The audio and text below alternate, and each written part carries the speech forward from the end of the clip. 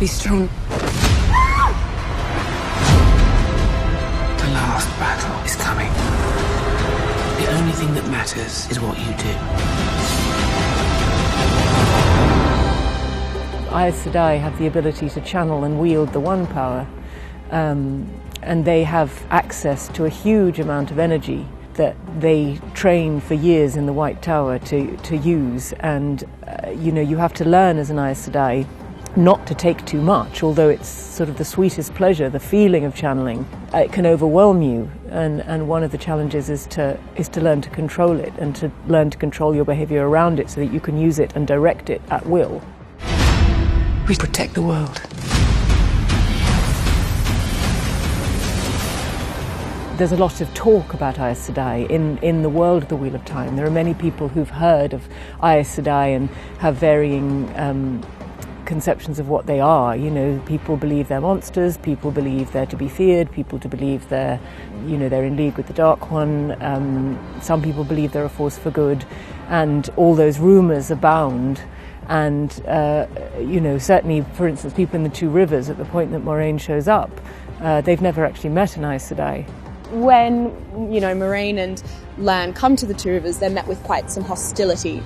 And Egwene, you can see, is she's quite tempted by her, and she's drawn to her and curious about the Aes Sedai and her power. And Egwene and Moraine have a beautiful relationship where it's very private and they teach each other, and she's like a mentor and a mothering figure. They have a lot of power and they're very feared. It's a kind of an exclusive group of women, and you have to be invited in. They have lots of structure, they have a lot of rules, and I think that's for the better sake. No, with men, I think there can be ego and stuff, and I think the Aes Sedai are doing, in the world of the Wheel of Time, they're doing better than the men. Whatever happens now, there's no turning back. To me, I think it's very interesting to have these women with so much power, and it's not, there's so many shows right now that are being developed and that are coming out that are just like, wouldn't it be crazy if women had all the power? And I like that the Wheel of Time never approaches it in that way. The Wheel of Time is always just, women are born with power. Here's the world. Because the story is also about balance, as so many of the stories are in the Wheel of Time. And I think that's a very interesting conversation to have with gender right now. And I don't think the Wheel of Time paints everything with a rosy brush. I think that it does a very complicated, nuanced approach to what happens with any gender being in power.